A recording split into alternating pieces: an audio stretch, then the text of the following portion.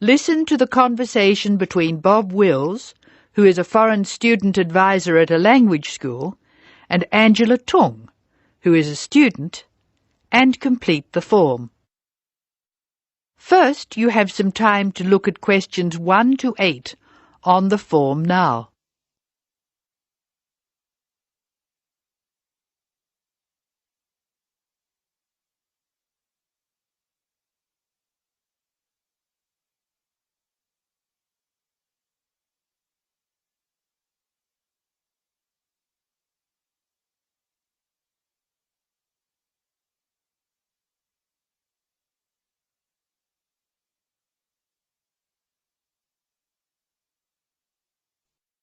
You should answer the questions as you listen because you will not hear the recording a second time.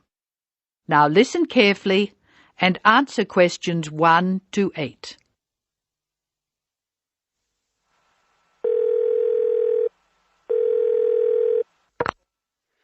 Hello, Foreign Student Advisor's Office. This is Bob Wills speaking. Can I help you?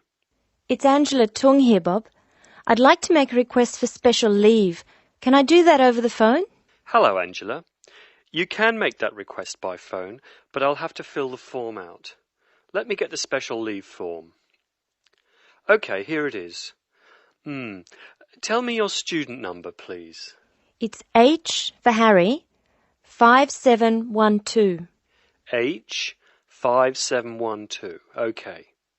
What's your address, Angela? I live at 10 Bridge Street, Tamworth.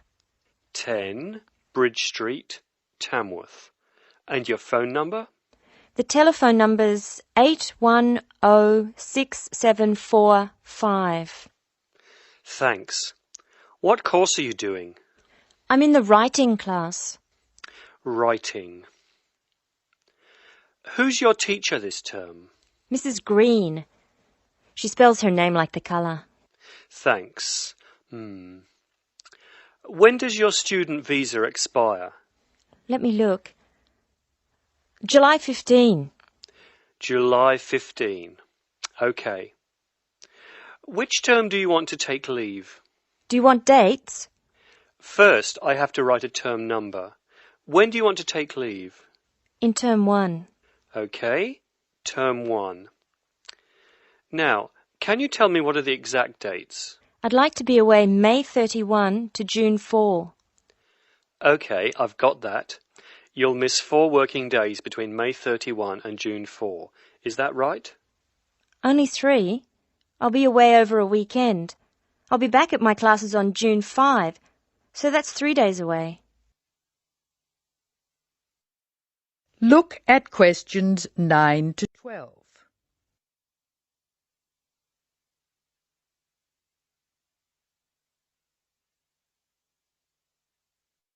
Now listen to more of the conversation between Angela and Bob.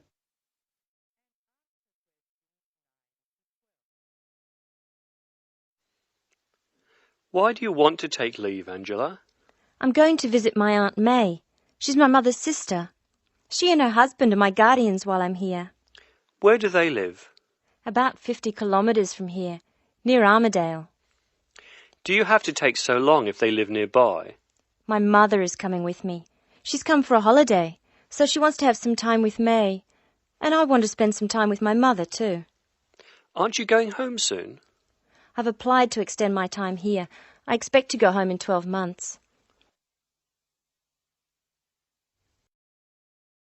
That is the end of part 1. You now have half a minute to check your answers.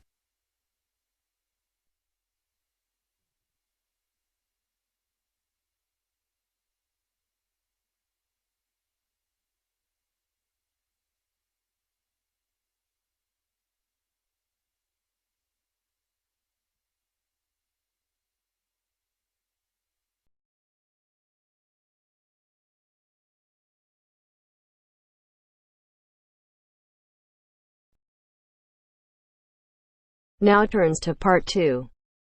Part 2. You will hear a presenter on a radio phone-in show.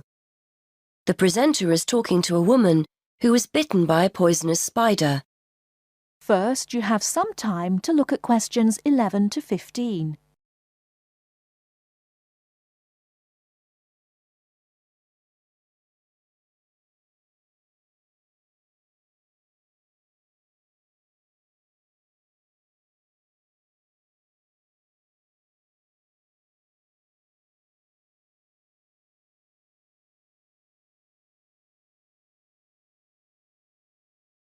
Now, listen carefully and answer questions 11 to 15. Today, we're continuing our Traveller's Tales. On the line we have Amanda Toddington, who had quite a nasty experience in Australia last year. Isn't that right, Amanda? Yes. My husband and I were on holiday and we were staying at a friend's house on the coast near Brisbane. It was towards the end of the holiday and I was about to go into the garden and enjoy my breakfast. I walked out into the kitchen, slid my left foot into my shoe and felt a tiny sting. It was pretty painless, but I shook the shoe off my foot and saw this tiny spider running out as the shoe hit the wall. Anyway, not being an expert, I presumed the worst, that I'd been bitten by something that was going to kill me, and I completely lost control. I don't think I've ever screamed so much in all my life. We'd been told beforehand to always check our shoes before putting them on, as it's a common way to get bitten. So I suppose it was my own fault, really.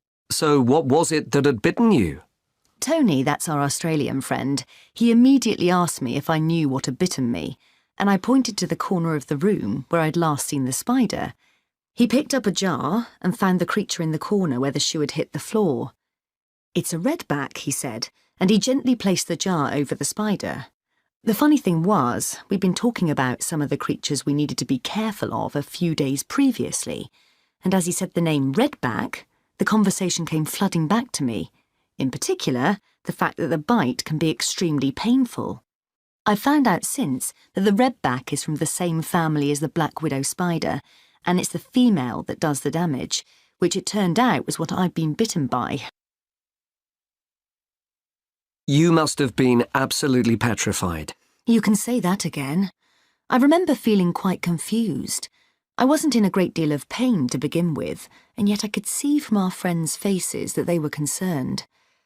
Tony explained that the venom or poison of the bite spreads quite slowly, so the pain doesn't feel too bad at first.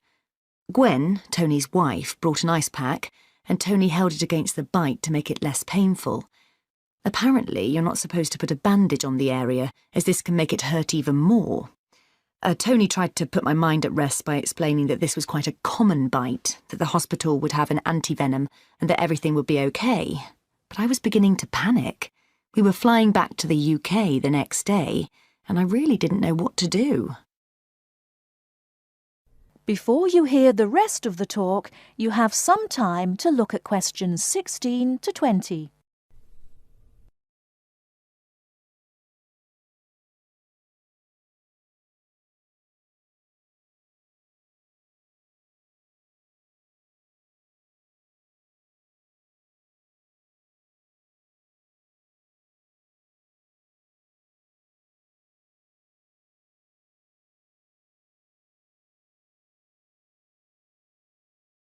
Now listen and answer questions 16 to 20.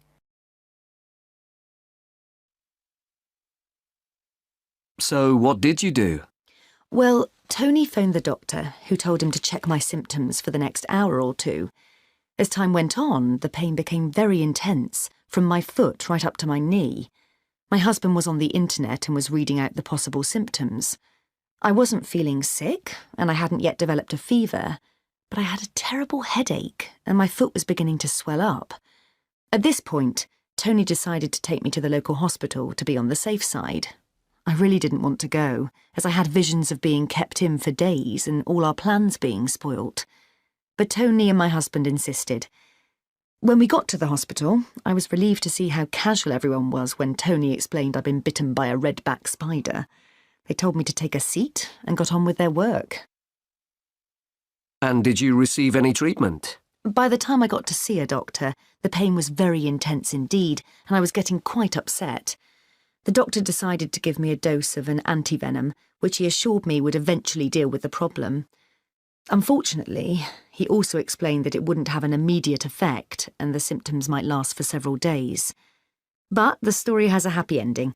My husband managed to book us onto another plane 1 week later. And even better news was that the symptoms of the bite finally cleared up after about 24 hours. Within a couple of days, I was back to normal again. So thanks to the spider, we managed to extend our holiday by a week.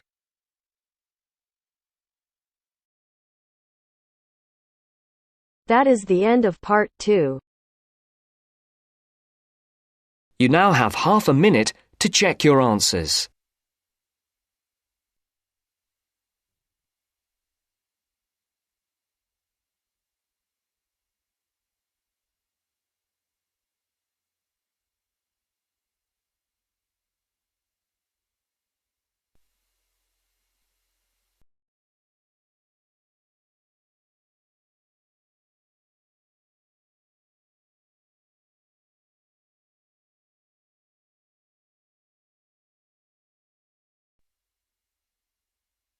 Now turns to part 3. Part 3. Now turns to part 3. Part 3. You will hear a talk by a wildlife specialist on a type of bird called a kiwi. First, you have some time to look at questions 21 to 25.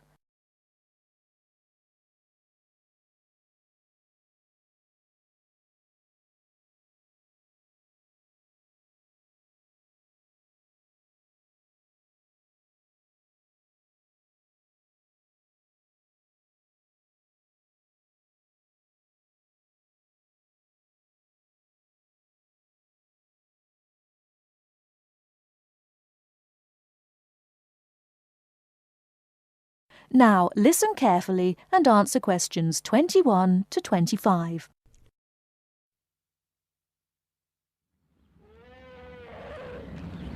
Ladies and gentlemen, welcome to Auckland Zoo on this sunny Sunday afternoon and to our special Kiwi fundraising event. My job is to tell you all about the amazing little kiwi, and your job, hopefully, is to dig deep in your pockets. Now, for the benefit of our overseas visitors here today, I should explain first of all that the kiwi is the national bird of New Zealand, and sometimes New Zealanders themselves are known as kiwis. Now, while kiwis in the wild are a rare sight, the kiwi as a symbol is far more visible.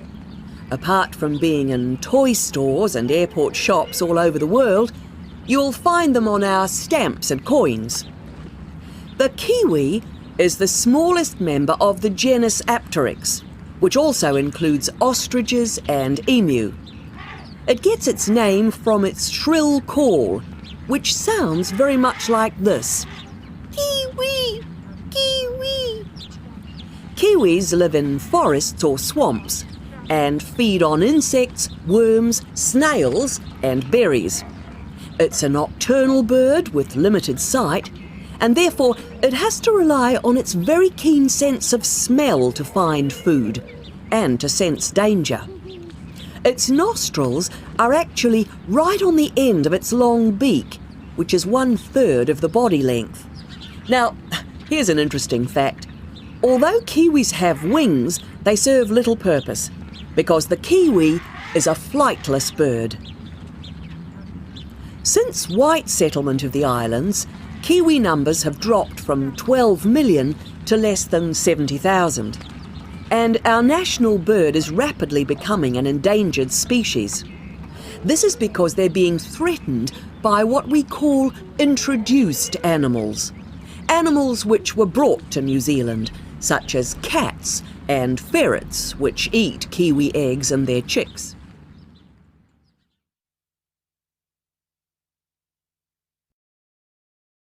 Before you hear the rest of the talk, you have some time to look at questions 26 to 30.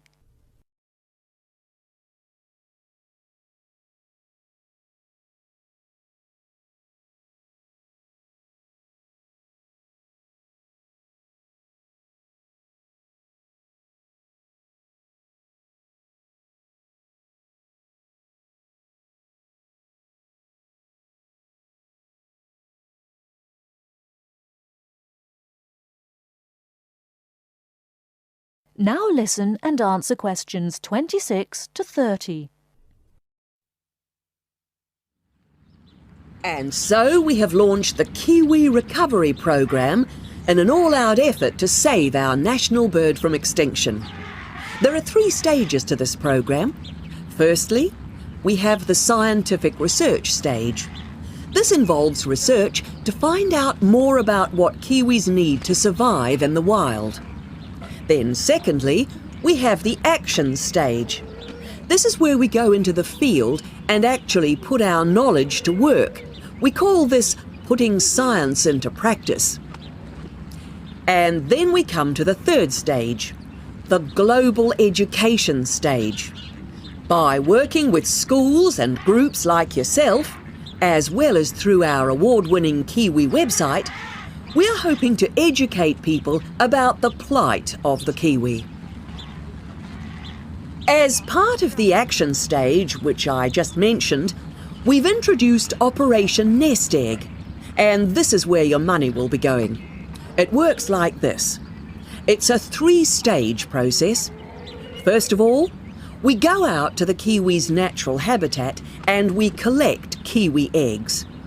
This is the tricky part, because it can be very difficult to find the eggs. Then, in safe surroundings, away from predators, the chicks are reared. Now, this can be done on predator-free islands or in captivity. They're reared until they're about 9 months old, at which stage the chicks are returned to the wild. So far, it's proving successful. And since we started the program, some 34 chicks have been successfully raised this year, and their chances of survival have increased from 5 to 85%. However, it's not time to celebrate kiwi survival just yet. About 95% of kiwi chicks still don't make it to 6 months of age without protection, which is why Operation Nest Egg is so important. And we ask you to give generously today.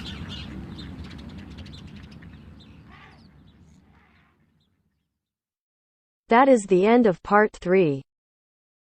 You now have half a minute to check your answers.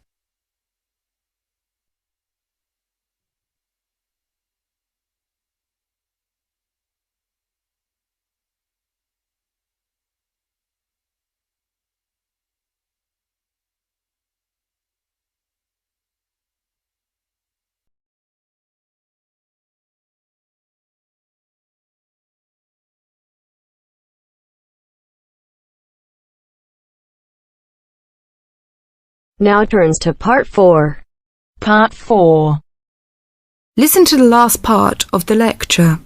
As you listen, complete the notes below. First, you have some time to look at questions 31 to 40.